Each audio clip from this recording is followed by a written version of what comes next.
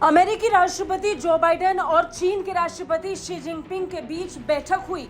मुलाकात के बाद बाइडेन ने चीन को सबसे बड़ा झटका दिया।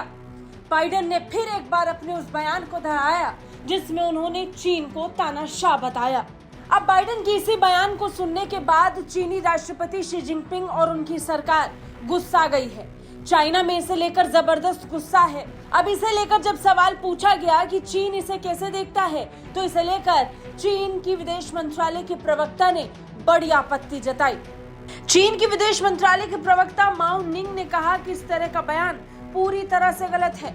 बता दें, बाइडेन ने कहा था कि शी जिनपिंग एक तानाशाह है, वो एक ऐसे देश की अगुवाई कर रहे हैं जो कम्युनिस्ट है। इस संदर्भ में वो तानाशाह है। चीन की सरकार का कामकाज हमारी सरकार से बिल्कुल अलग है। शी जिनपिंग को तानाशाह बताने के बाद अमेरिकी राष्ट्रपति जो बाइडेन की चीनी विदेश मंत्रालय ने निंदा की। चीन की विदेश मंत्रालय की प्रवक्ता ने कहा कि ये पूरी तरह से गैर जिम्मेदारी और राजनीतिक मंशा से प्रेरित बयान था। चीन इसका पुरजोर विरोध करता है।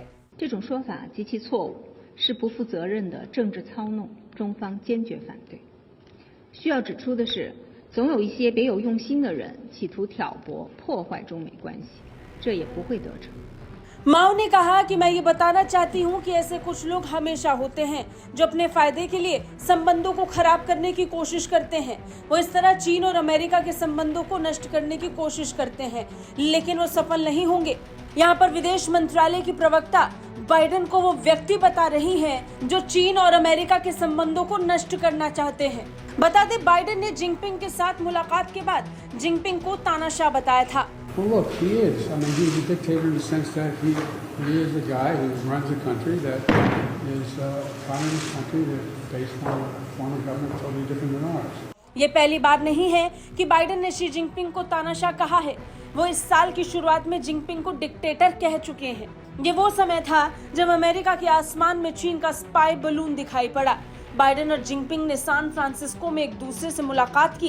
इस दौरान नेताओं के बीच द्विपक्षीय संबंधों से लेकर यूक्रेन युद्ध, मिडिल ईस्ट समेत कई और मुद्दों पर चर्चा हुई।